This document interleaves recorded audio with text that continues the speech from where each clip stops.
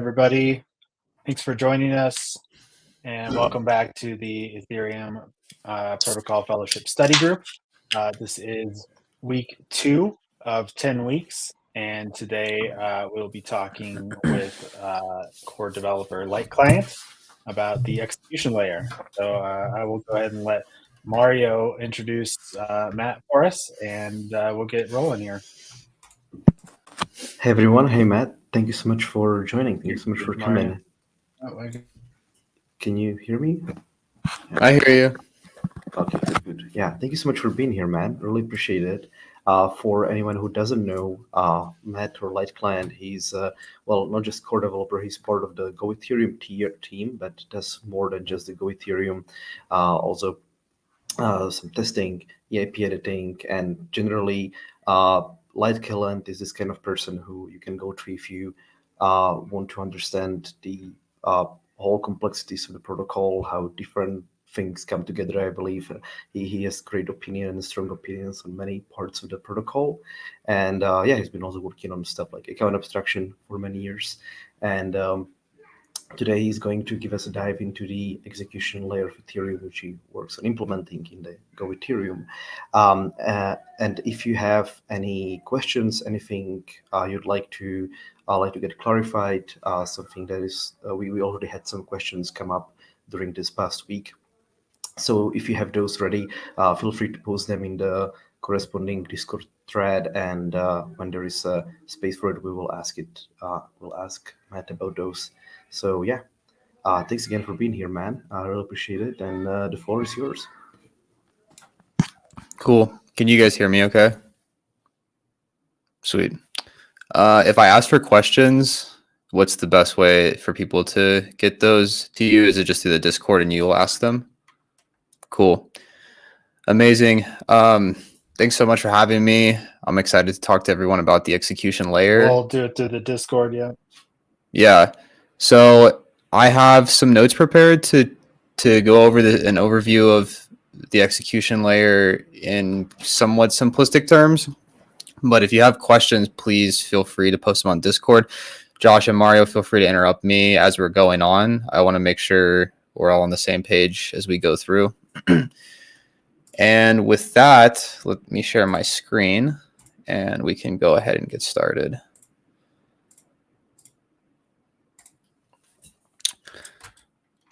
So I came up with a bit of an outline for us to have a little bit of structure to this discussion. And the first thing I want to do is just have a bit of an overview of the main pieces that I see that the execution layer has.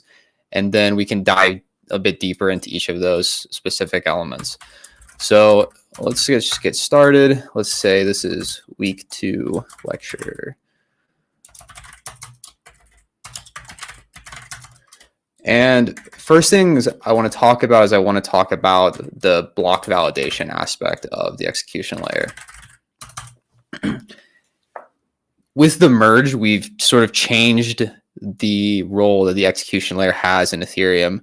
Before, it was kind of all-encompassing. It was, doing the consensus of the chain. It was ensuring the integrity of the chain. It was making sure that the blocks were ordered in the correct manner, that reorgs were happening correctly, and all of these types of things.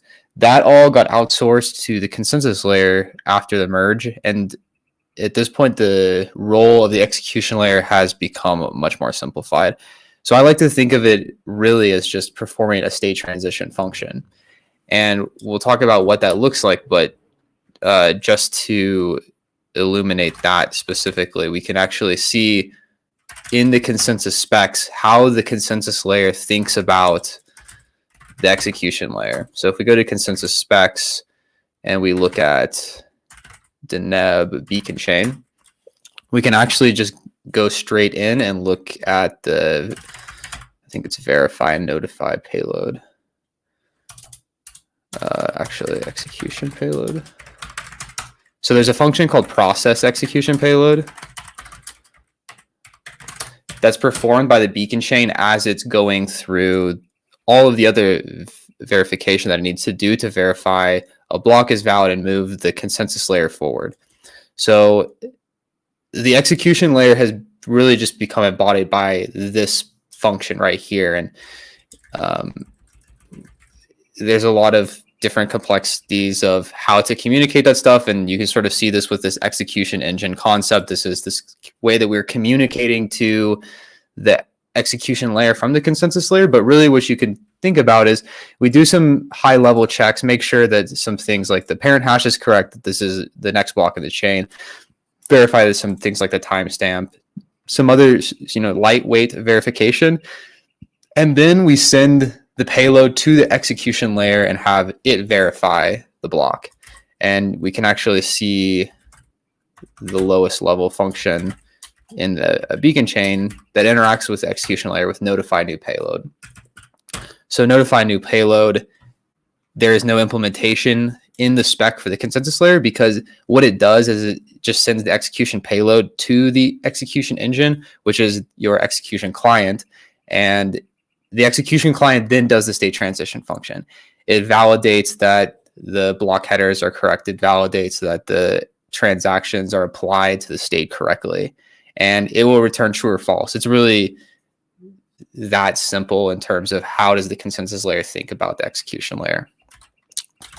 So that is the block validation from the consensus layer's perspective. Let's look at what the block validation looks like at a high level from the actual execution layer. So I'm going to write this in Go. This is just going to be super straightforward. Really no Go special things. But if you have a question on what some syntax means, feel free to jump in. But basically, you can think of the state transition function. I'm going to simplify it to STF as taking a few parameters. And this isn't perfect for exactly what the execution layer is taking, but for illustrative purposes, I think this is the simplest way to think about it. So that we take the parent block, because we're going to have to verify some of the transition logic from the parent to the current block. And then we'll take in the current block, and we'll take in a state DB. So state DB is basically just what is storing all of the state data with respect to the current, or I guess in this case, to the parent block. So that's the last known valid state. And what we would return is we would return another state DB, because this would be the updated state and an error. So if this function is to fail, we would want to return an error and not update the state DB.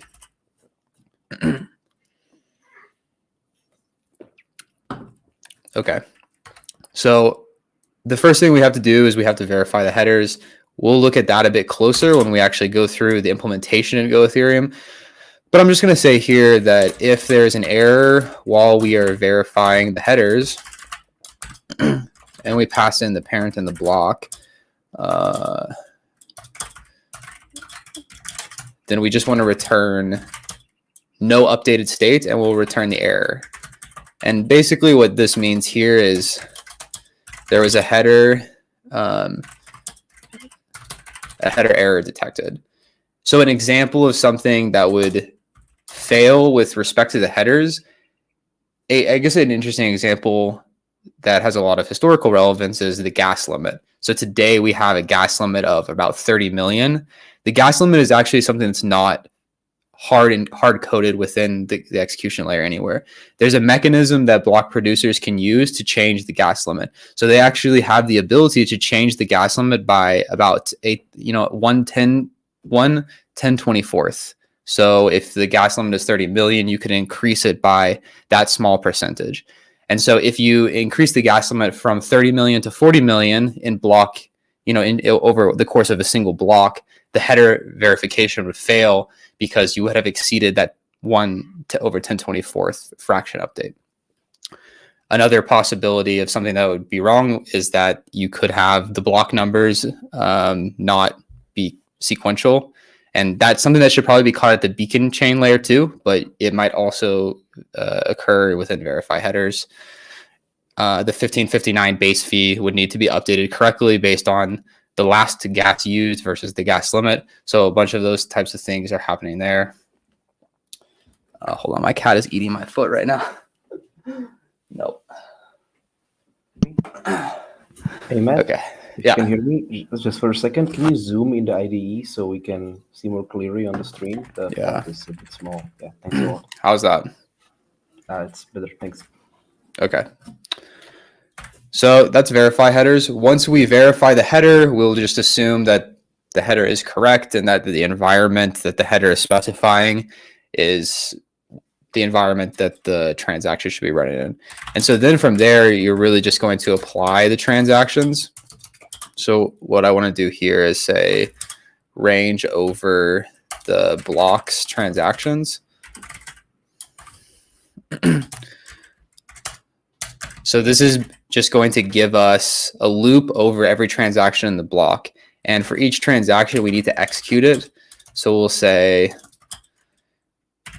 that we're going to run this through the virtual machine, which is the EVM. So I'm going to give it a block header because in the EVM, you need to know the context that the block is in, because there are instructions like Coinbase or gas limit or timestamp, and you need to know while you're executing that transaction what those values are. So we'll pass that in through the header, and then we'll give it the transaction, and then we'll give it the state. And we'll say that if this function fails, we just have to return error again.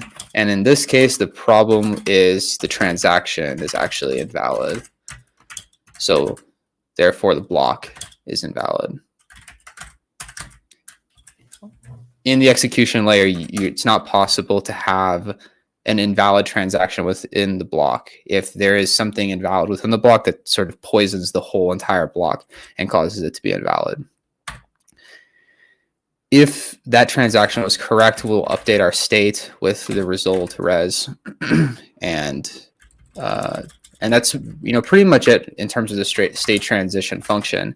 If we actually make it through the whole list of transactions, we can return the final accumulated state, which has all of the transactions applied to it, no error, and then the beacon chain, and you might have some wrapper around, you might have some wrapper function around this, which takes in the execution payload.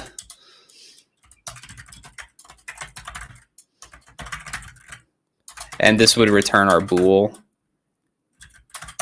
This would return our bool to the beacon chain, and it would call the state transition function within it. So I won't write that whole thing out, but basically I would say if there's no error, sorry, if there is an error, return false, otherwise return true.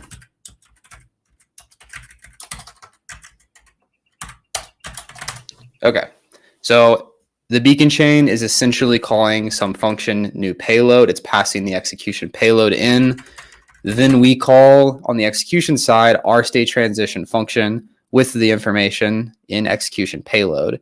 And if the state transition function does an error, we'll return true. If it does error, we return false because the block is invalid. Any questions on this block validation overview?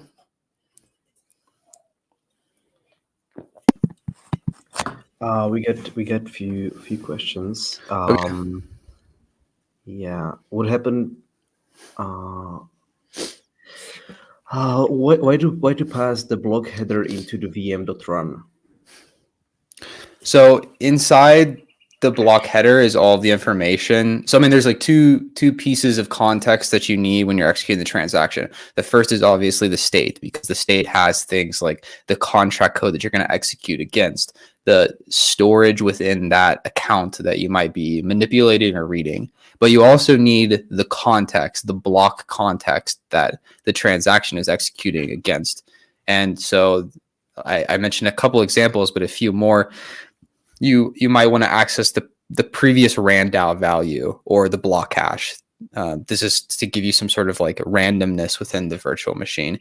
You might want to access the base fee. The base fee is within the block header, and within the transaction execution, you can call the base fee opcode. And so that value would need to be populated in some way. And so the reason I'm passing the header in is to populate those environmental values. Right, thanks. And so the state transition function is called by the consensus layer and gets returned whether it's valid. If it's not valid, what happens on CL? So if it's not valid on the CL, then the block is going to be rejected. We might be able to look at that really quickly.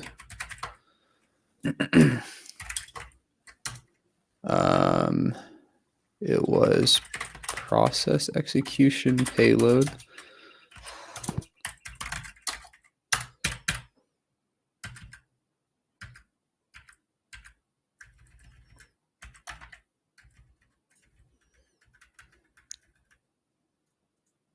So right here, the way that the beacon spec sort of works is they use asserts to verify that certain properties are as they expect. And because we said that this function verify and notify new payload returns a Boolean, it's trying to assert that the value is going to be true, meaning that we in the state transition function validated the block correctly. If it's false and you fail an assert within the beacon spec, that basically means reject the block.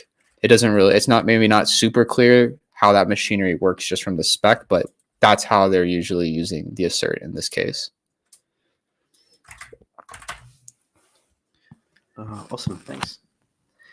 Yeah, I think we can go ahead. There are some questions slowly coming, but feel free to continue. Cool.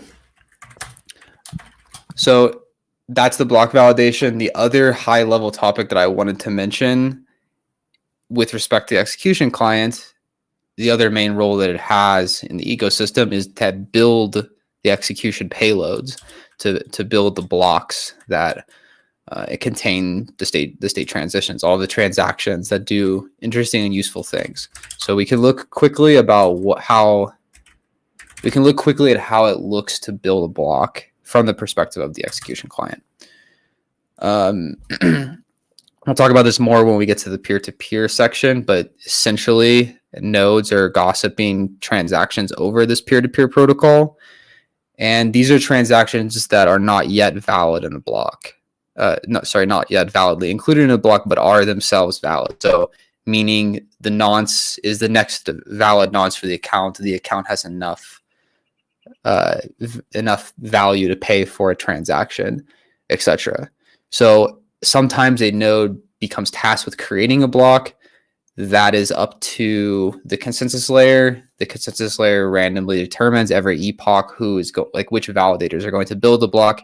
And if your validator happens to be chosen to build that block, you would tell your consensus client, hey, you should build a block, and here is some context with which the block should be built. And so we can sort of mock that out as a function again, like we did above, again in Go. And that is going to look a little bit like a function we'll call build, and it's going to take in an environment, which I won't fully define. We'll look a bit how we define it later, but the environment is going to have all of the information kind of like the header had. It's going to have the information like what is the timestamp, what is the block number, what's the previous block, the base fee, all the withdrawals that need to happen in the block, things that are coming from the consensus layer. The consensus layer is the brain in this case, and it's saying this is the information, the context in which you should build the block. So just build the block within that context. That's what the environment is. We'll take in a pool, which is a transaction pool. And this pool is maintaining the list of transactions. We'll just assume for simplicity that it's going to maintain a list of ordered transactions, ordered by their value. So this is going to help us build the most profitable block for the execution client, given the transactions that we have seen on the network. And we'll also take a state DB in, because we'll have to update that. And what we need to return is a block, a state DB, because we've updated it with the accumulated transactions in that block and possibly an error. Okay.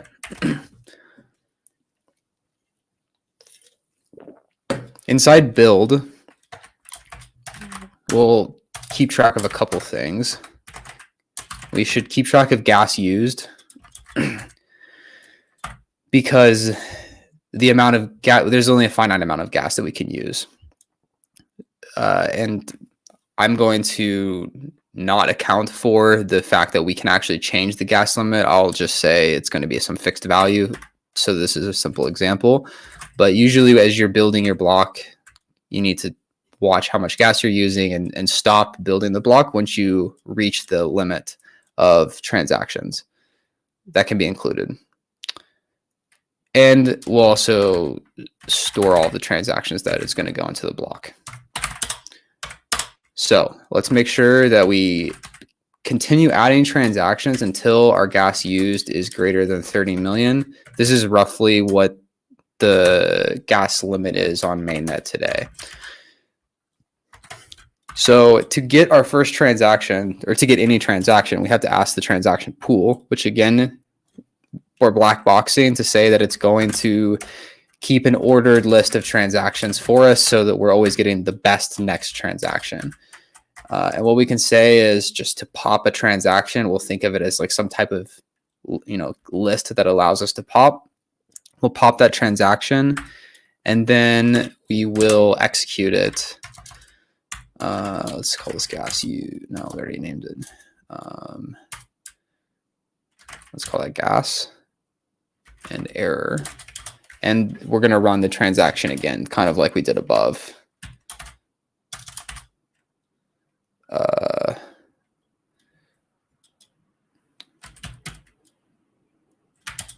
So I'm going to pass it in the environment. We could just, assume that run is requiring some interface that both block and the environment satisfy.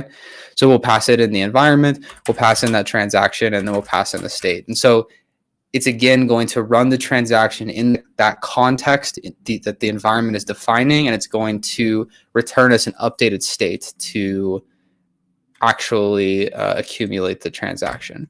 So if that is not successful, meaning the run returned an error, we're actually just going to continue here. So what this means is the transaction is invalid, and because we still have potentially more gas to consume within the block, we don't want to return an error yet because there's no error that's really occurred within the there's really no error that's occurred within the block yet. It's very possible that for some reason we have an invalid transaction because it did something bad while it was executing, but or maybe the transaction pool has become like slightly outdated.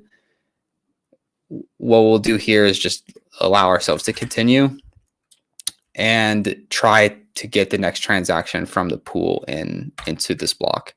So once that we verify that there's not an error with running that transaction, we can actually add that gas to our gas used. So we'll just add that. So now, let's say that we had a transaction which was a simple transfer. Simple transfers cost only 21,000 gas.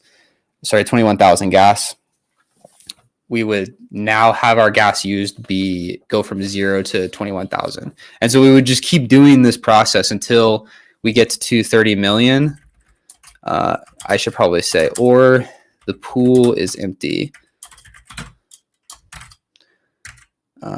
The pool is not empty. So either we fill the block completely or we run out of potential transactions to include. And once we do that, what we need to do is we need to finalize this whole transition and return our block, our state DB, and our error.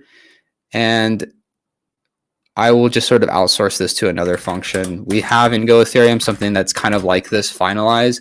And what finalize does is it takes a bunch of transactions and some information about the block, and it produces a fully assembled block. And the reason that we do this is there's some calculations that need to be done at the end of the block.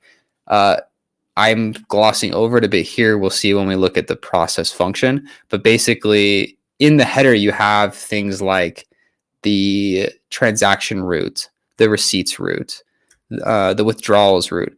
these are values that you need to calculate by Merkleizing a list. And so what we can imagine is this finalized function is going to do that. So we can, I forgot to append these transactions actually. So we would have to say append. So now we have a list of our transactions. Oops. So I'm going to finalize this block that we're building with the environment, the transactions, and the state. And I'll just say that finalize is going to return those three values as well. So it's going to assemble the block. It's going to return the state after it's been correctly updated, maybe with some withdrawals or something else. And if something goes wrong during the finalization, it'll return an error. So this is a super simplified way of building a block. Hopefully this sort of conveys to you how the execution layer thinks about building the block. I don't know if there's any questions on this example here.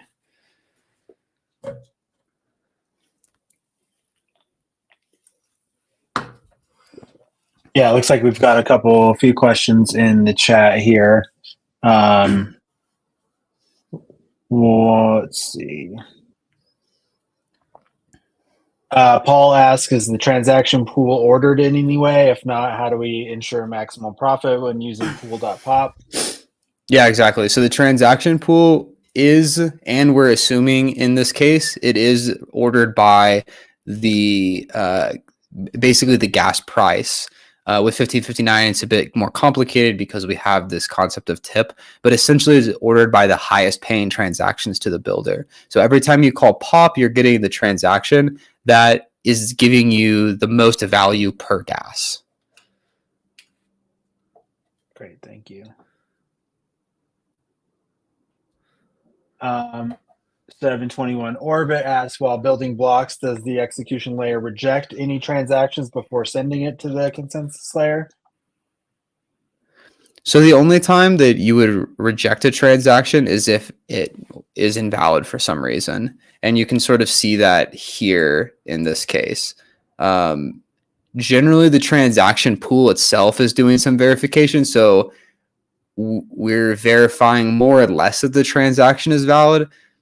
Sometimes there can be some race conditions where the pool hasn't quite updated, but the block head has been updated, or maybe a transaction.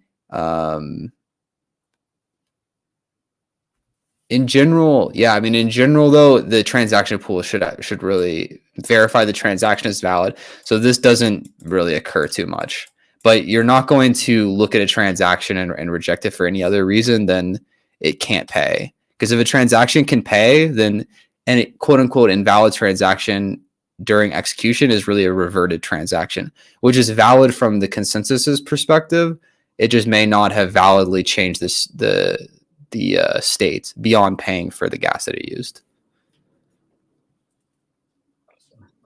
One other question is, there was some talk about encrypted mempools.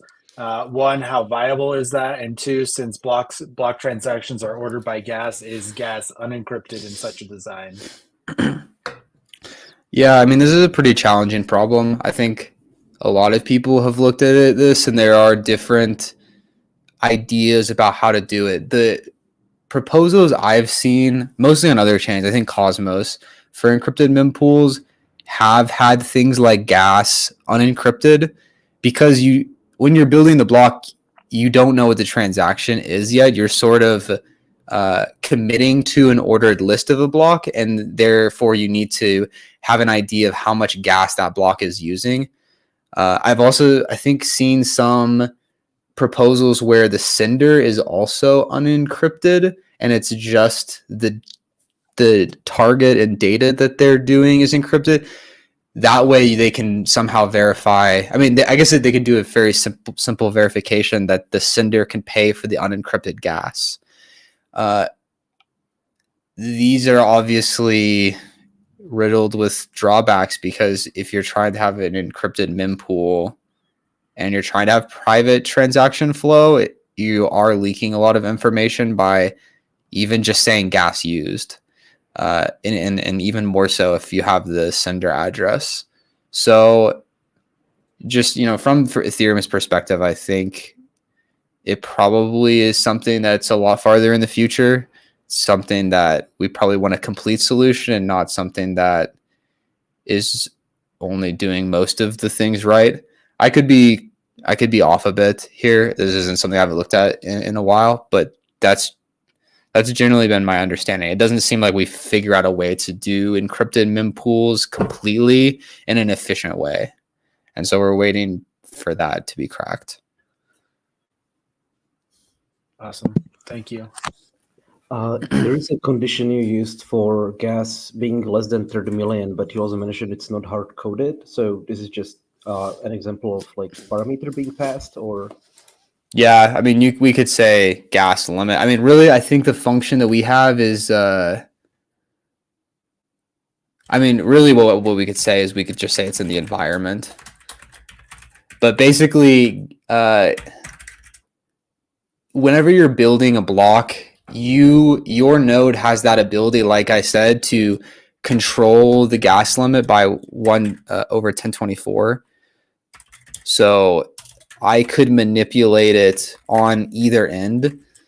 I could make it plus or minus that value. And so what you would say on your client, you might pass something like gas target. I forget what this flag is called. It's gas limit target or something like that. And you could say 40 million maybe. So if your gas limit target is above the parent block's gas limit, then environment.gas limit would be calculated at some point where it would try and figure out how close can we get to our target. And it's basically just taking the it does 1 over 1024 to see, is that the target? Did we overshoot the target? If it's not quite the target, or sorry, if it's over the target, then we could reduce it and be less than 1 over 1024 of a delta and, exactly equal our target. So in this case, if our target was 40 million and the last value was 30 million, then it would be 30 million times, 1025 over 1024, essentially. So your node has a bit of control over what the gas limit is. For this example, I'm not really going super deep on how that's computed, but we can in just a second, unless there are more questions.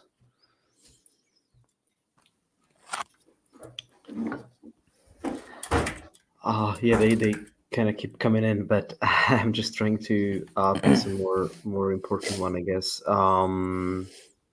Yeah, interesting question was whether there are any race conditions to worry about here, like transactions from the mempool being included in the block, and they have to be deleted before you build another block. Yeah, we try to avoid the race conditions. This is just like a toy example, so it's not really addressing any of those problems. But that's kind of where like the integrity might be lost. The transaction pool is supposed to be doing a lot of transaction validation. Generally, once you get to this point, that transaction should be valid. But sometimes the pool is not always perfectly in sync, and it's may be updating or like going through its list of transactions and trying to update the transactions that are valid. And so you might get something that hasn't been updated for the current head. And so then the transaction could be invalid. That's like an example. But our transaction, our block building is a lot more complicated, and there are some things that have to avoid. Awesome. Yeah, and people are not sure what the res variable means, whether it's the new state. Sorry, this is the new state. I think I forgot to accumulate it. So basically, res is the state with the transaction applied to it. And so what I'm doing is, if that transaction was valid, then I just update the state variable to res. So then state becomes the next state that has that transaction applied to it. Right. Okay, awesome. Yeah, thanks a lot, Matt. I think we can move forward. Sweet. So that's we're over halfway in, but now we're done with the overview. So let's just jump in and look a little bit more at the state transition function.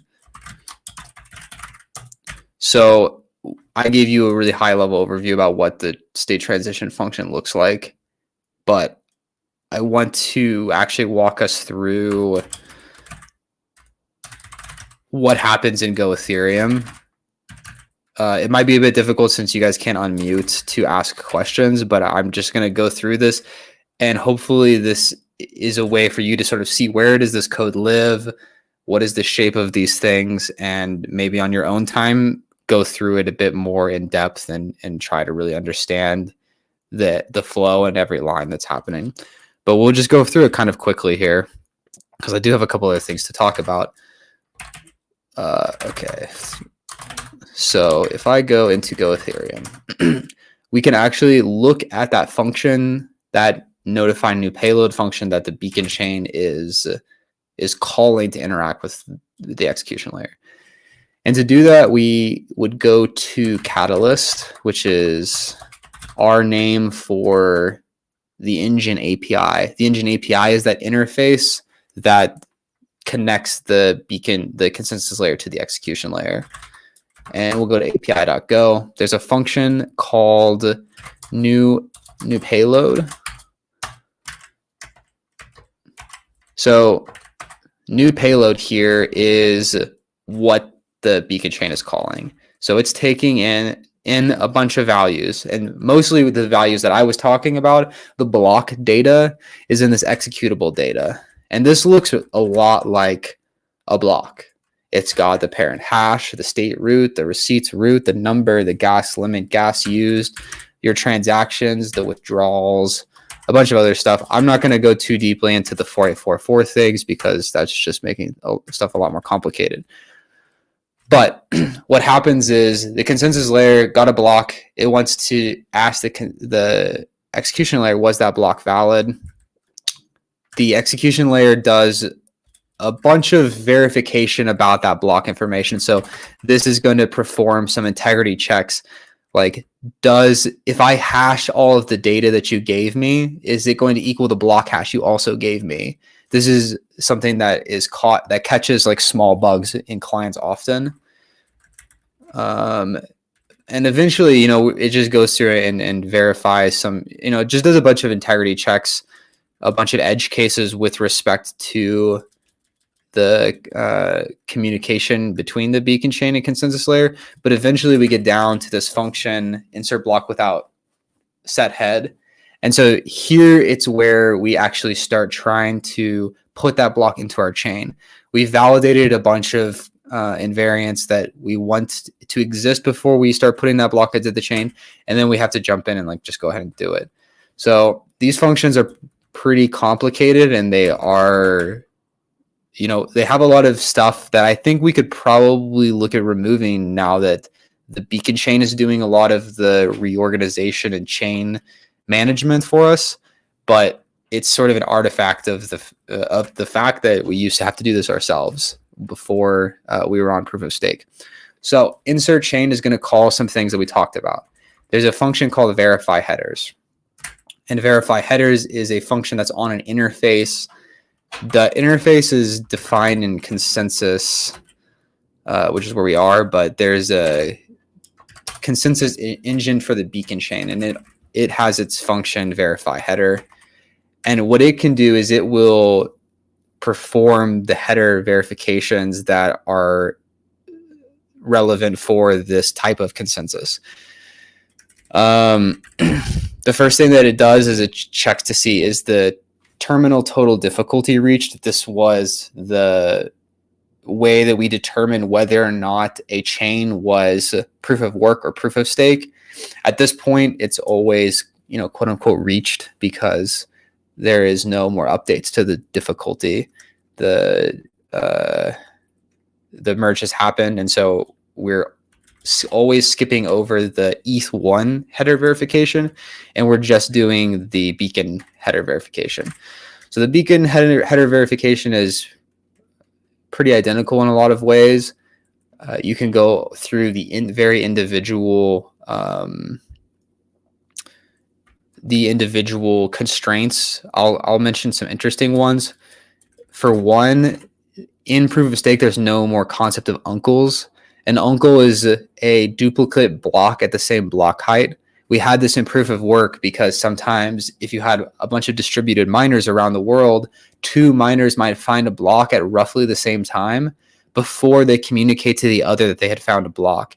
And so now you have two blocks at the same block number, and you want to still reward one, like both of those miners, because they put the work in and they found a block, but only one of those blocks can become canonicalized, meaning that it's part of the canonical chain, the chain. And in proof of stake, we don't have that concept anymore. And so in the execution layer, we force the uncle hash to always be an empty uncle hash, which is just the Merkle root of an empty list. So if it's not that, then we have to just return an error because that's not a valid proof of stake block. Similarly with difficulty, we don't have proof of work anymore. The header difficulty always just has to be 0. Let's see. Okay, so then we talked a bit about 1559 and we talked a bit about the gas limit. This is where this check happens. So we have to verify that the gas limit is staying within the allowed bound. And I think that's happening here. So we give it, okay, the parent gas limit was some value. Here is the gas limit now for this current header. And we have to make sure that it's still within the the bounds that's acceptable. So basically we just compute, we compute that gas limit bound divisor, and we just make sure that the difference is not greater or less than what the limit should be. So that's that 1024 number. We're just dividing the previous gas limit by that and making sure the difference is not greater than that. So that's verifying the gas limit. And then there's the 1559 logic where we calculate the base fee. We're making sure that the header's base fee is equal to what we expect that base fee to be. So we're essentially going through every single field in the header and making sure that all of those fields are correct. So that's mostly the header verification. Once the header is verified, we can actually go and we can execute the block or process the block. I'm just jumping back up. So now we're back in that function, insert block without set head. And so if we continue going down, there's a bunch of other logic to deal with reorging, blocks that we already know about. But eventually, if we go down past all of this, there should be a call to a function called process. Eventually. I passed it, I think, maybe. Nope. Here it is. Okay, so after we go through a whole bunch of important but kind of unrelated things with respect to inserting a block, we can finally get to this function process, which is what I wrote in the outline originally. And this is the function that I was trying to spec out a bit for you in the overview. So it takes, as you can see, something kind of similar to what we showed in that overview. It's taking a block, it's taking a state DB. I think I also passed the parent, but we have that accessible to us. Or sorry, we don't really need that at this point because the parent information is put into the VM config. That's kind of like the environment for the execution. So it's calling an interface there. I can access it in state processor. So the actual implementation for this function is in here, stateprocessor.go. So this is where we really perform the state transition in Go Ethereum. And there's a lot more here than what we talked about in the example, but you can basically see like a very similar structure in general. So up here, we're just creating a bunch of values that we're going to maintain throughout the execution of the block. Here's used gas. At the end, we want to make sure the gas that we used is equal to what the gas used in the header says. This is an important check for verifying that all of the execution went correctly. And then we have our loop. So we just go through all of the transactions in the block. and we apply the transaction, the apply transaction does kind of like what we talked about, or eventually we get here and we call the VM. We have to go through this function transition DB. Transition DB does a bunch of the transaction level validation. So it has a pre-check function that's verifying that the nonce of the transaction is correct, that the balance of the transaction is correct, some other like overflows that could happen, some 1559 checks. A lot of the fee validation is done here, and eventually we verify, there's just a lot of small verifications that have to happen, but eventually we get to this point where we can execute that transaction. And that is, I passed it.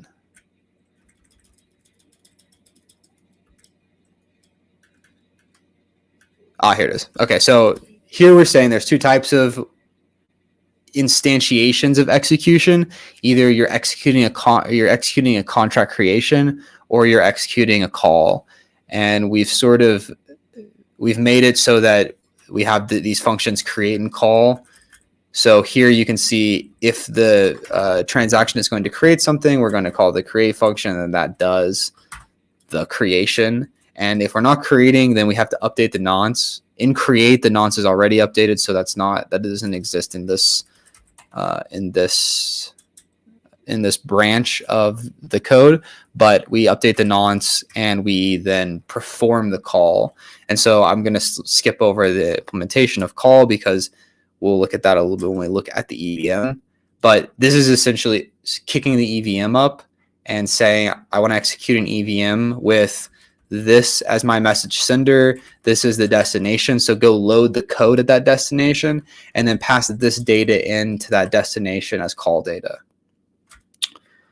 So that processes, we get a return value, we get gas remaining, which if you subtract that from the gas passed in, you get the amount of gas that was used and any errors that occurred during execution. We refund some gas to the user if there were some refunds from resetting storage. We pay out the Coinbase the fee that was charged to the user to execute that transaction. And then we return that execution result. And so if we bounce back up, we're back to apply message. We just accumulate that gas used. We accumulate this receipt into our list of receipts. Into our list of receipts there, the logs are accumulated. And eventually we go through all of those transactions. We complete this transaction loop, and we get to this function that I sort of mentioned before, finalize, which is going to just apply some consensus specific things. So an interesting one that we have for the beacon chain is in finalize, we actually apply the withdrawals, because this is kind of a consensus layer primitive, I guess you could say, where it really has nothing to do with the transactions. It's all about the fact that we're running a beacon chain, a proof of stake. Click, for example, another type of consensus that Go Ethereum generally supports, does not have withdrawals. And so you need to have a place to differentiate it. And that's where this function finalize comes into play. It lets us differentiate between different consensus engines that we might have. So finalize is going to go through each of the withdrawals that happen from the beacon chain that the beacon chain told us would happen in this block, and then it just performs them. So it adds a balance out of thin air. It's basically just taking some ether that was on that beacon chain and putting it onto the execution layer. So once that's all done, once that's finalized, we can return our receipts. Let's see if I can bounce back to where this is called. So we were digging into this function apply transaction. All those transactions. Oh, sorry, we were digging into process. So once process is done, we're in blockchain, and now the blockchain is basically processed that.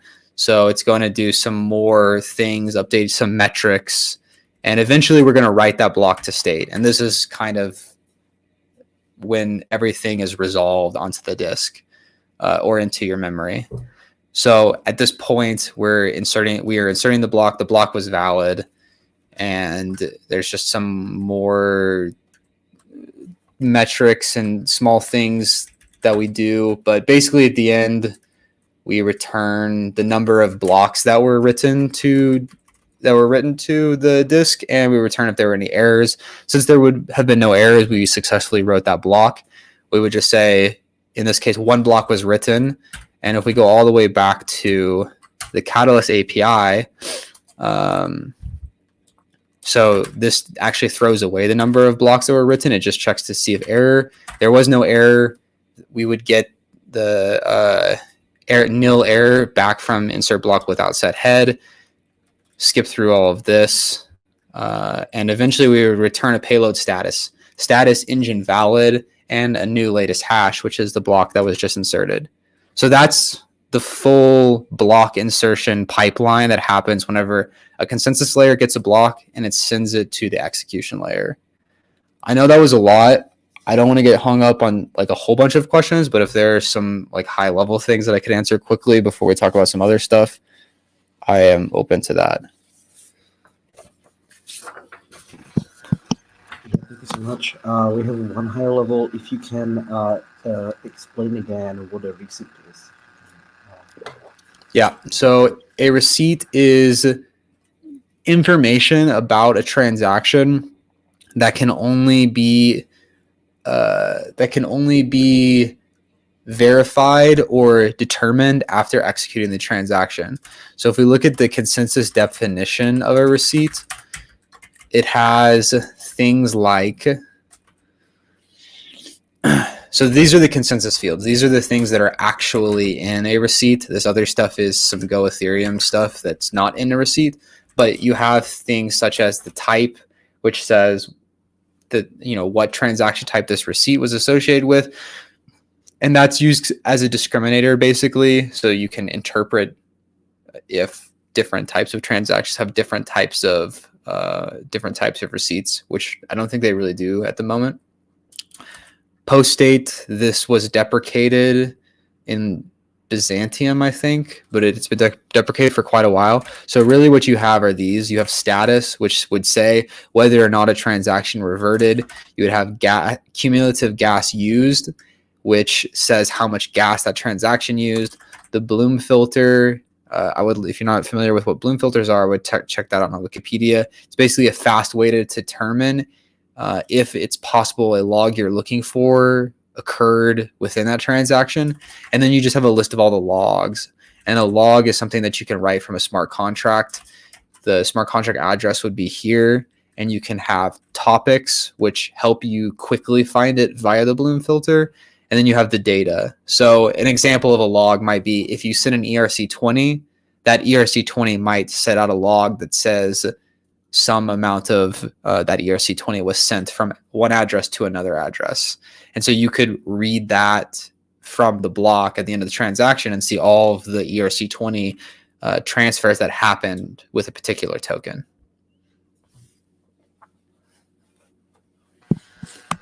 Awesome. Thanks a lot, Matt. One more question is about environment of multiple of transactions which result in multiple other transactions, like contracts calling other contracts, etc.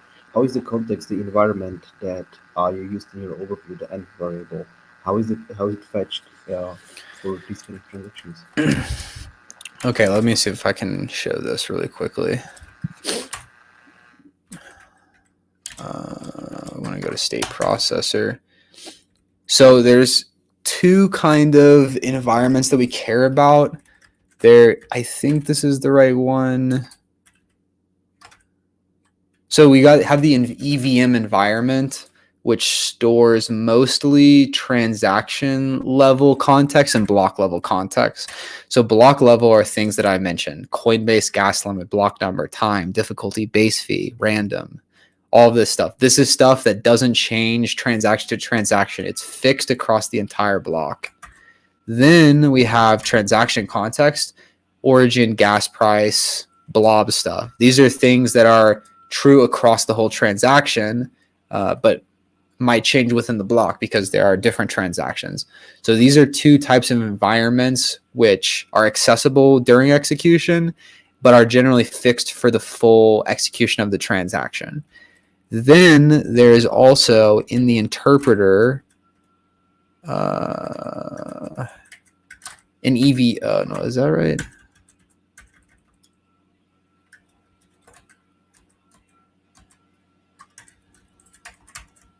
Okay, so inside the interpreter, you have some things, and you have, for one, the scope context, which we'll look at here in just a second, that has things related to the current scope that you're in. So if you are accessing the stack in the current scope, or the memory in the current scope, or storage via contract in the current scope, those are all things that are accessible, that change within that transaction frame to frame. Every time you invoke something that adds a new call frame, things like call, delegate call, create to, that's going to create new scopes. And then contract is also an interesting one because it has the sender in it. So the caller here is the message.sender if you write some solidity. So this is an environment context that's changing within the transaction. And this is what the EVM, the interpreter, will use to fill requests for instructions, like what's the caller, who called this contract, or what's the value of this piece of memory right here. These are things that are accessible via this environment variable. So I was kind of simplifying a lot of that stuff, but that's how it looks if you start to dig in the actual implementation here in the VM that we have. Awesome. Yeah, thanks for diving there. I don't see any new questions, but people are still typing. There is a slight delay with the stream, so. Okay. Well, let's keep going then. I've got a couple other things to talk about before we close up. So that was the state transition function. Let's dig in even deeper and talk about what the Ethereum virtual machine is. So to illustrate this, I want to make a quick diagram so that you can have an idea of what is going on within the EVM. I think I sort of just showed quite a bit of stuff about the different contexts that exist within the EVM, but I tend to find that people understand it a bit better if they have a picture to look at.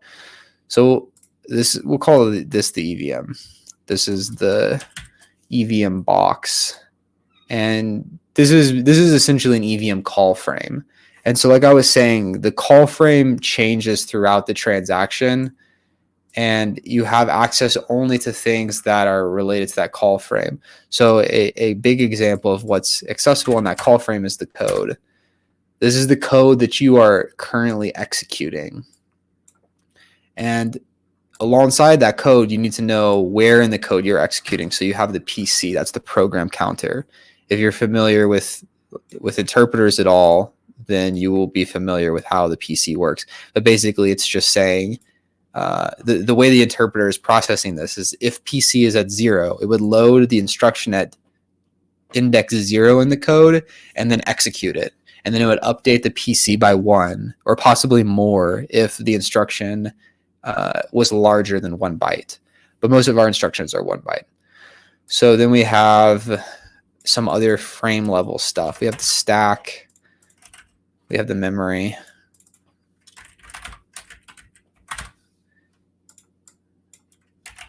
We have the gas remaining.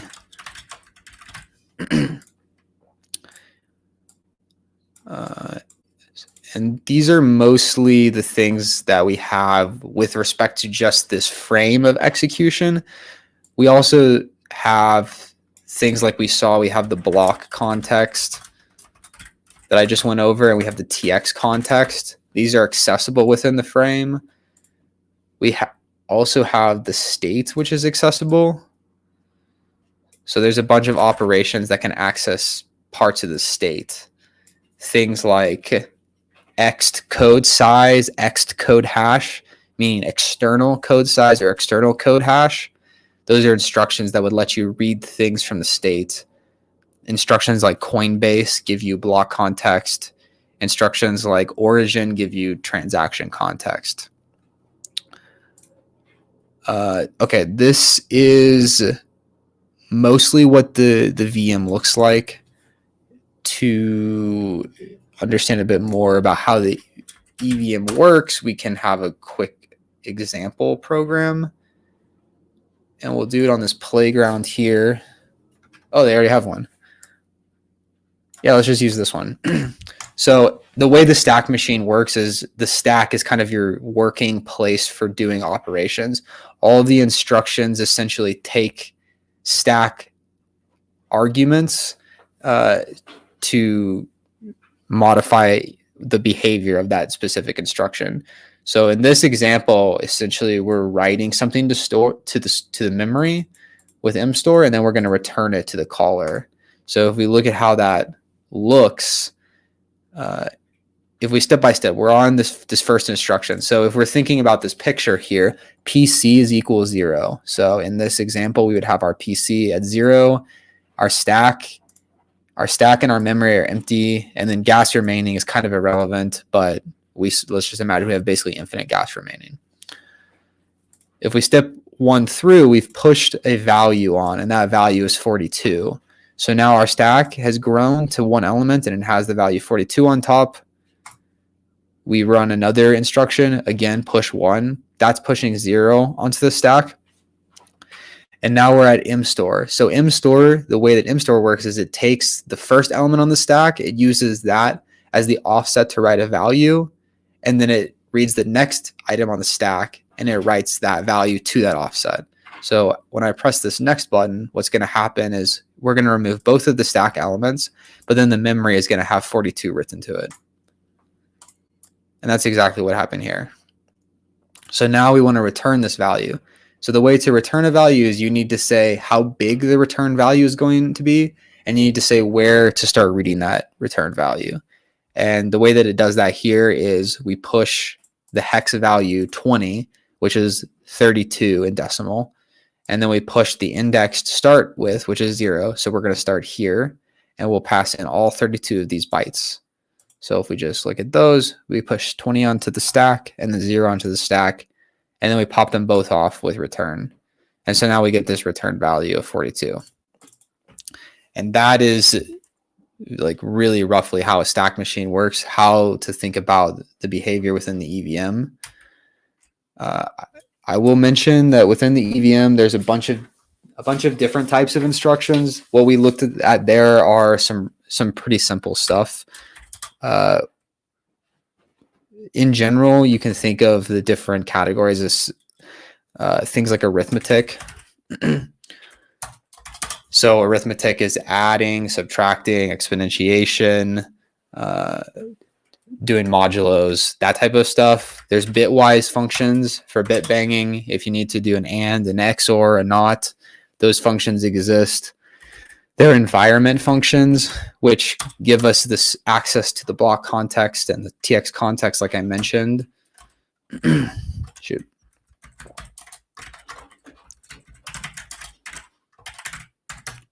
We also have call frame instructions. We saw that a little bit whenever we were looking at the transition DB method, where upon a create, we call evm.create. Upon a call, we call evm.call. These are all in types of instructions that also exist in the EVM if you need to create a new call frame. There's control flow. So if you want to have more complicated programs that branch, and by branching, maybe an example I can show is this 4788 contract. So there's this is the contract for 4788, which is going to be used in the next hard fork. But you can see an example of branching here. So what this is doing is it's going to branch depending on if the caller is equal to this big number, which this number is a special number. It's the system address. And this is how 478 works. The system will call this contract with this address. And in that case, we know this is a special call. So we use jump I to determine if the equal of caller and that number is true, we would jump to a certain value. And if it's not, we would jump to a different value. So that's something that allows you to control the flow of the program. And then there's also stack ops. So we saw some stack ops in that example. There was push. There's also things like pop and swap. So that lets you just manipulate the stack in different ways. And then there's some system types of calls, which I guess I can put we can say call as part of the system call. So we can say call create. We saw this return value. That's a type of system call. Yeah. Maybe store, store. This writes to the storage of the contract. And then there's some memory operations we can do: mload, mstore, mstore8, which stores 1 single byte. So these are things that let us manipulate the memory within the frame. Okay, that was a super fast crash course on EVM related things. Any questions on EVM?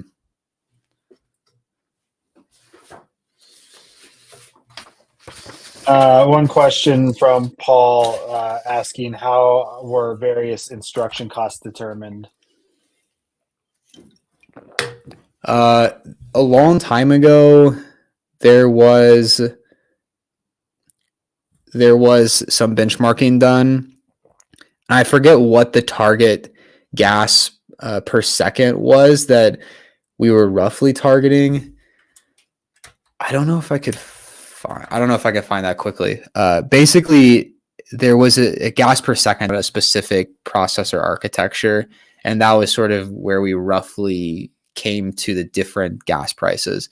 And I don't remember what that gas per second off the top of my head was, but we would just come up with a benchmark that used the instruction, and we would run that many times to sort of see how many times you could run that per second, and then work backwards to figure out what is the appropriate, if this instruction takes so long, then what gas would we need to get to that gas per second value?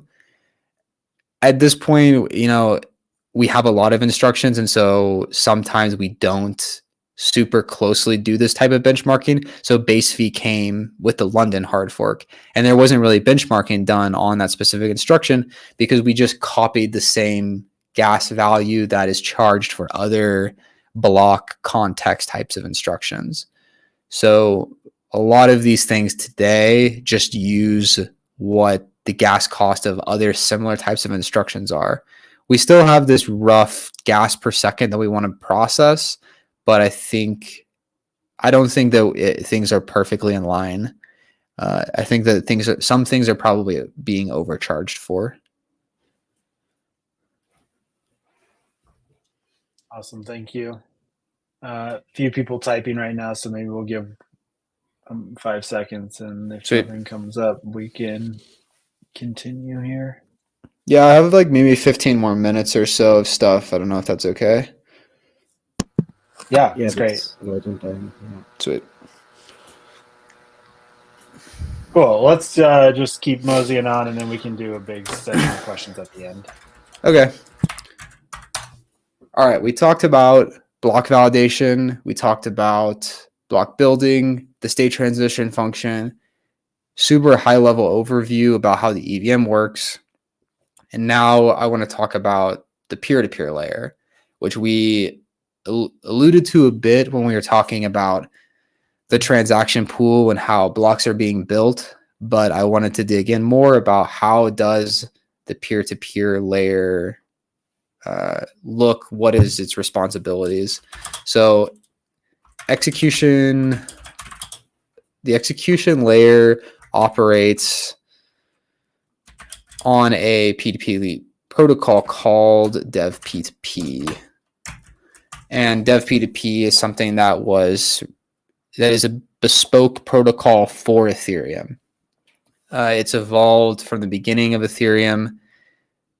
A funny Easter egg, I guess, about Dev P2P today. If you're not familiar, we call Dev P2P protocols like ETH 68, ETH 69. I think we're on ETH 68 right now, working on ETH 69. But I guess I should say that this is like a sub capability.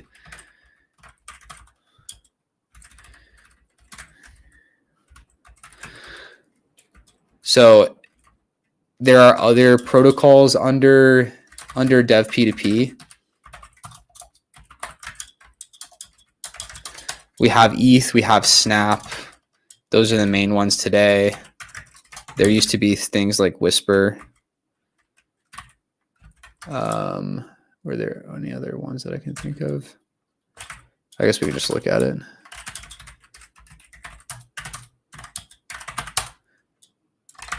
Oh yeah, LES.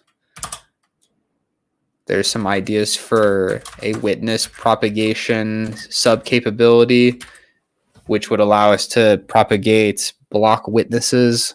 Those are things, yeah. Whisper, LES, witness, things that have kind of been deprecated. Today, we really just focus on ETH and Snap.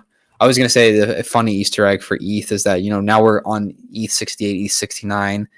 We haven't had 68 ETH protocols. I guess what happened in the early days is we started with ETH 1, and then we went to ETH 2.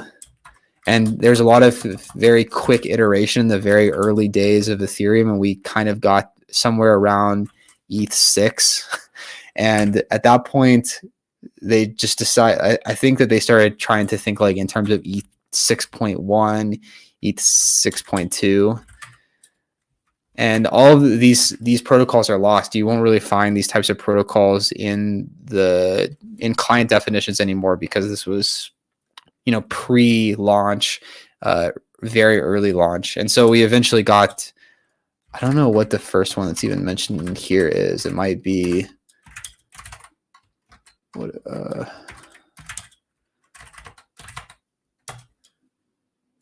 okay, so the current version is ETH 68.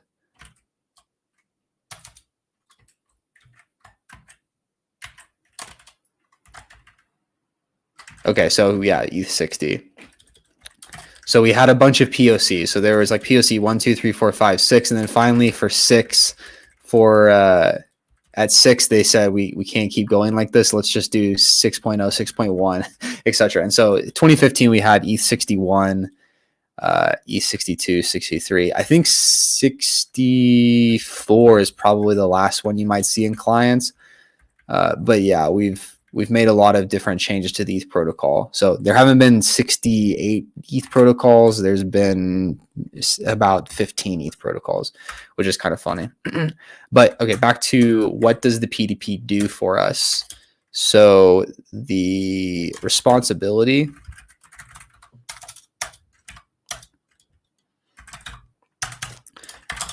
We need to be able to access historical data.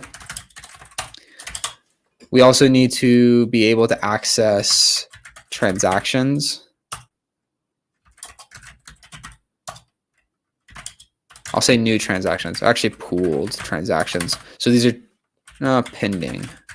So these are transactions that are trying to propagate to get into a block. They're not yet in a block. And then state. So this is the three main pieces that the ETH protocol, the Dev P2P protocol and the ETH protocol are trying to give to us. So let's look at accessing historical data. That's done with two different methods, more or less.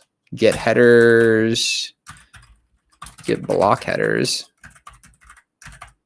and get block bodies. If you think about what is historical data, it is more or less these two things.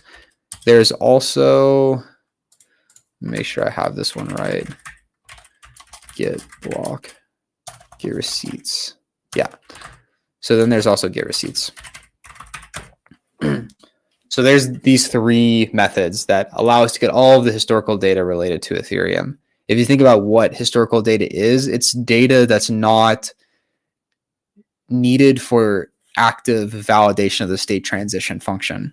And if we look back and we think what that state transition function was, it's taking the parent block, which we'll just assume is available in the client. It's kind of accessible in the hot memory of the client, the current block that we're trying to validate, and then the state. So there's no point where it's like, let me access all of the historical blocks of Ethereum, or in the state transition function, there's no place where I'm checking the header of a block from 200 blocks ago. So that's why we refer to this as historical data, things that happened in the chain, but not necessarily in the active path for validation. We also have some methods for getting transactions. We have the method transactions, which has existed for quite a while. And then we have this newer method called new pooled transaction hashes. And this new pooled transaction hashes method came along, I think, in ETH 66. And the rationale at that time was that we needed to reduce the bandwidth usage of an execution client. And even today, especially today, now that once your client is synced, pretty much all of your all of your network bandwidth is going towards transactions.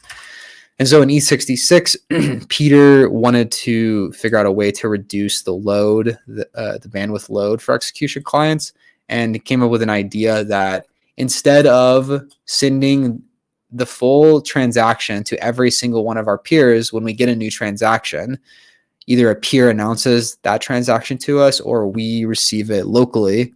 Instead of sending that to all of our peers, we will only send this to a square root of peers. And all the rest of our peers would receive new pool transactions. And the full transactions goes to like a random subset of square root peers. And so this really helped mitigate the bandwidth usage where I'm getting the same transaction over and over again from many different nodes. Now I get mostly just duplicate hashes from other nodes. And I'll only call this method, I think it's get pooled transaction. So I'll only call this method get pooled transactions if I receive some hashes that I haven't seen before. One interesting thing we can look at is we can actually go and see exactly the line of code where Go Ethereum does the square root announcement. That's in ETH. I think it's in handler. Yeah. Okay. So there's a function broadcast transactions. This method is called whenever there are transactions that can be broadcasts. What it does is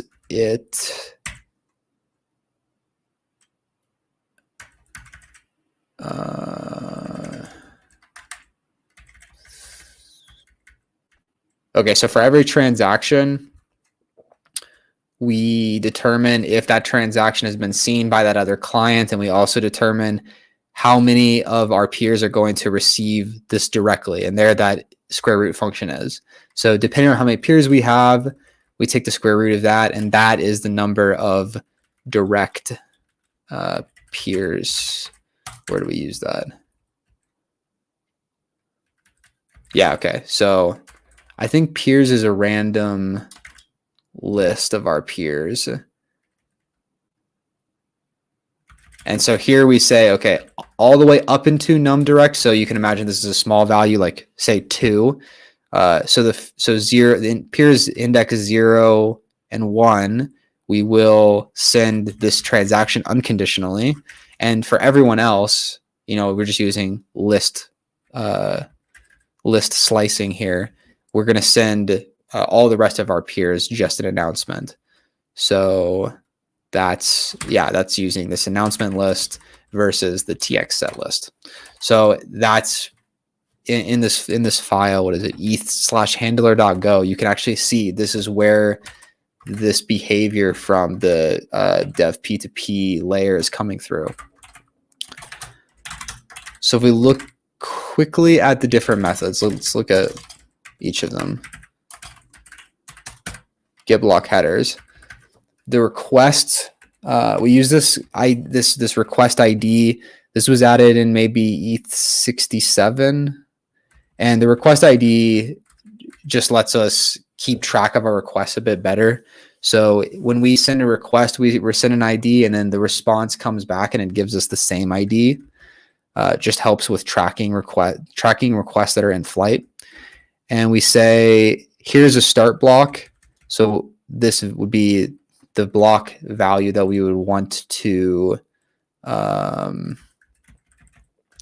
start receiving from. And we would say how many blocks we would want. And then we have the ability to also get them potentially in reverse. And this is important because before the merge, the way that you would sync a node, sync the history, is you would start from Genesis, because this was the first place where this is the trusted root of the chain. And we would just sync forward. We would download all of the headers, download all of the block bodies. And so we would be syncing, we would be saying start blocks 0, download 20 blocks in order from 0. So then we would get to 20. With the merge, we actually sync in reverse. So we have a trusted checkpoint, which is a little bit like the Genesis. But now that the trusted checkpoint is somewhere, non-zero portion of the chain past Genesis, we want to get the historical data. So if our checkpoint is like block in, we would then say, I want to get the starting block at n, limit of maybe 20, and get the blocks in reverse. And so we would download n-1, n-2, all the way to n-20. And so that would let us go backwards and download all of those blocks. Basically, same thing for get block bodies. This one is a bit different. So if we've already gotten the headers, once we've already gotten the headers, we know what the block hashes are, so we can just ask for the bodies related to those specific headers. So we would send a list of all of the block hashes that we have and get the bodies for those. And I'm guessing receipts is the same as that. Yeah, so in the same deal with receipts, we have our chain. We received our chain via get block header, and then we just go and we get all those receipts by asking for the receipts by the block hash. So that's getting the historical data for pending transactions. We have a method, transactions. And so this can come without any kind of request associated with it. A lot of the other messages are get block, get transaction, whatever. This one is something you would just send unconditionally to your peer, like we saw in that function broadcast transactions. This will directly send the transactions immediately to your peer. And so it's really just sending a list of transactions. The other one is the new pool transaction hashes. This one is a bit more complicated, but basically it's just sending a list of the transaction types, their sizes, and the hashes of the transactions. So once you receive that, you can see if these are transaction hashes that you haven't seen before. If they are transaction hashes that you have not seen before, you can call get pool transactions, pass it the transaction hashes, and then the peer will respond with the full transaction values. And that comes back in pool transactions. And pool transactions looks very much like the transactions message. Okay, that's historical data, pending data. The last responsibility I wanted to mention on the P2P is accessing the state. So a lot of people have probably heard about SnapSync. I just want to say quickly how SnapSync works. At a high level, you can think about SnapSync as a two-phase protocol. The first phase being I need to download a bunch of data contiguously. So if we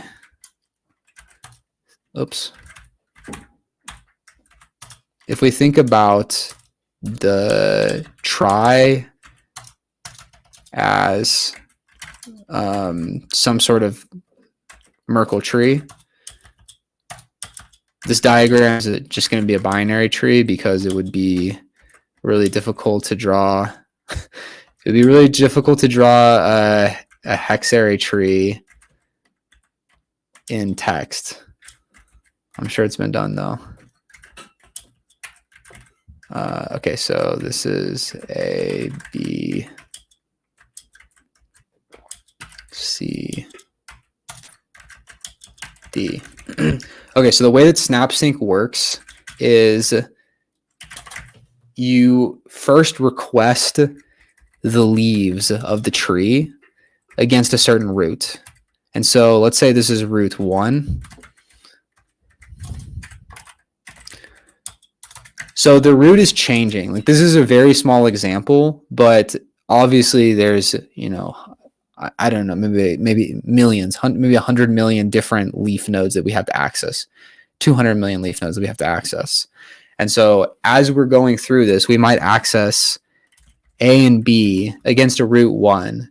And then root 1 changes because nodes don't keep all of the historical state. They only sort of keep that hot state, the active state. In Go Ethereum and in a lot of clients, are bound to the last 128 states. So if root 1 is for block, let's say 1, and now you need to access, now the blockchain has moved on. The blockchain has moved on and it's now on, 200. These are going to be like totally different values. And so let's say that we downloaded this part of the trie. We downloaded this left part of the trie. We got A and B. Now we're at block 200. It's taking a very long time for us to download these things. We need to download C and D. C and D still have not changed. We're able to download those. And so now, like, locally, what we have is we have A, B, C, D. And what we can see on our chain is that A and B do not match in this root for block 200. And so now we need to go and we need to ask, like, what is the like updated values for this? So this first part of the Snap protocol is just I don't know how to say this, contiguous state retrieval.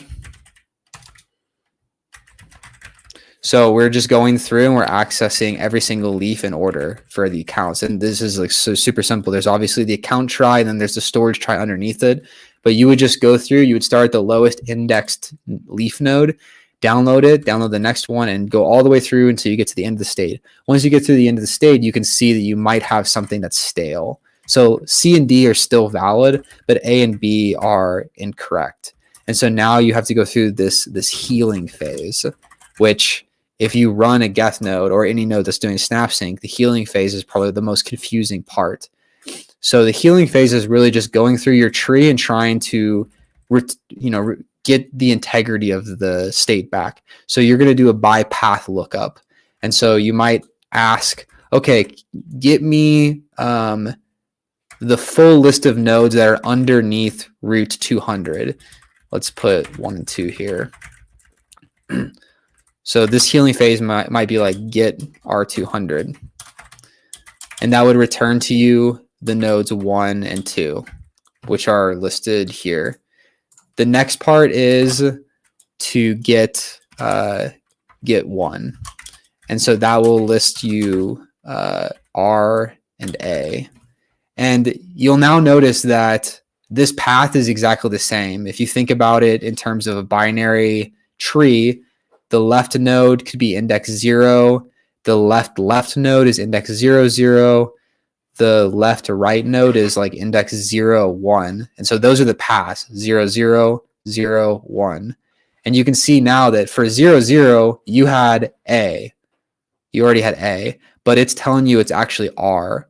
So we can now update our local state to be R, A, C, D. And you would continue this healing process. You would see that, you had to update that, but then you get down to 2. You say get 2, and you see that you already have C and D, and that's all correct. So there's no need to update. But at this point, like, healing is done. This might be maybe difficult to conceptualize because it's such a small example, but if you extrapolate this to millions of nodes, this could become a very slow process. And what's interesting is that the function of this process that matters is how fast you can do this. How fast can you do this contiguous download? If you can do this, imagine you can do this contiguous download instantly, and you download everything against R1. So you're able to download everything before R1 pivots out. That means that you don't have to do any healing because you have downloaded a complete state try against a certain root. Healing only has to occur whenever you cannot complete the continuous state retrieval against the same root. And so you download some against R1, you download some against R200, some against R400, and it goes on. And so if you have a very slow internet connection and it takes you a super long time to do the state retrieval, once you get to the healing phase, you have a ton of nodes that are out of date. And so now you have to go through this very slow process by path retrieval to go and download that data. And so that's why sometimes people are saying, like, why is my node stuck on healing? And that's typically what's happening. Their node is trying to heal an extremely deformed state try.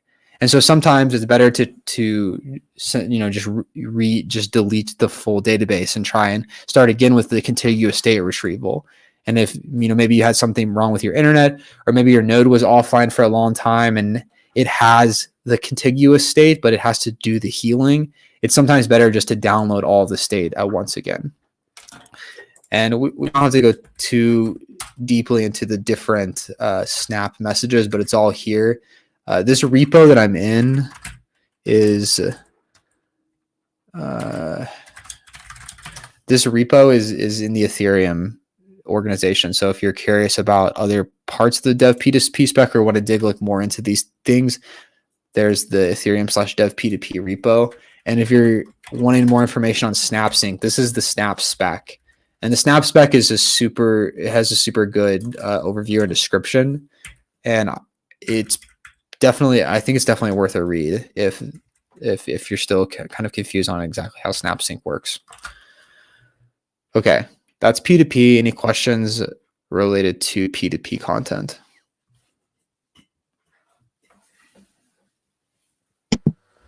Thank you so much, Matt. It was awesome. We already answered a few questions in the chat. It was mostly people asking, how do you know you are not downloading a wrong chain? When you, for example, connect to a network at a bootstrap node is malicious, what happens then?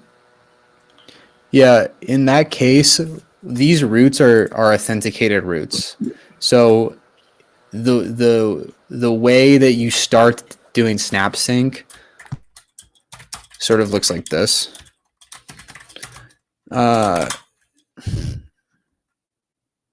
So basically you start with your weak subjectivity checkpoint.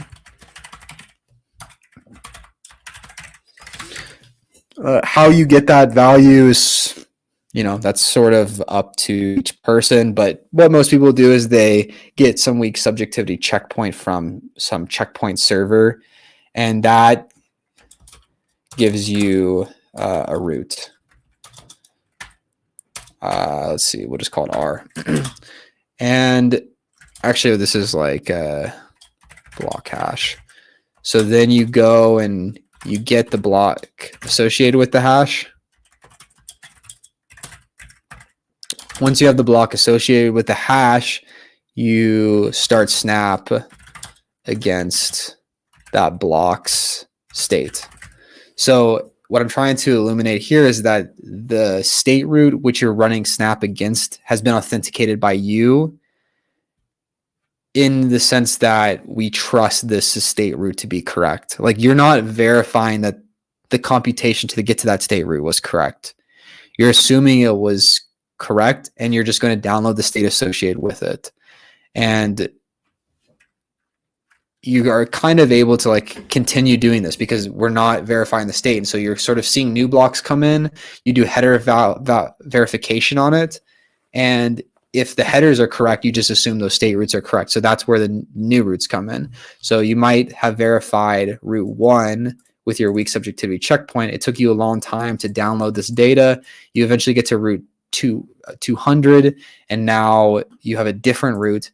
But each time we're just trusting that root is correct, and then the data that you're getting back has a witness against this root. So if I ask for all of the accounts, all of the leaves from 0 to 1, it would return a proof that proves that R is part of root 200, that A is part of root 200. So in this case, like, you're not going to get data that's not part of the root you're downloading. Really, the only thing that could possibly happen is that the state was computed incorrectly, and you're downloading some corrupted state that the chain has accepted. It's extremely unlikely for that to happen because, this is sort of this light client assumption that we have this economic majority verifying the chain. If you don't want to rely on an economic majority, if you want to verify from Genesis or from the merge that a state is correct, you have to do a full sync. And so Snap has nothing to do with full sync. That's a totally separate way of accessing the state. And that's where you start from the very beginning and you apply every single transaction that's ever occurred on Ethereum to eventually get to the latest block and verify that the state of the latest block equals the state of all the transactions that you applied.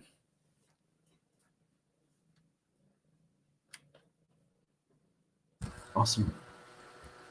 Now let's see, maybe there are a few more questions, but we are at the time we should be wrapping up. It's been more than 90 minutes, or almost 100. But yeah, amazing fire, man. Like, thanks a lot. It's really great inside. People love your Vim setup, by the way. They already found your .files repo to replicate it. Oh, nice. It's also nice. Yeah.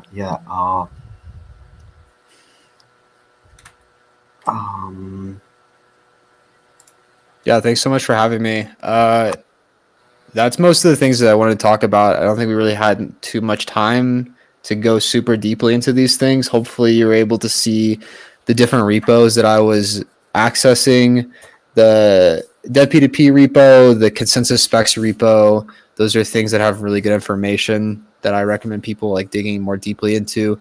Go Ethereum's repo, lots of good comments to read.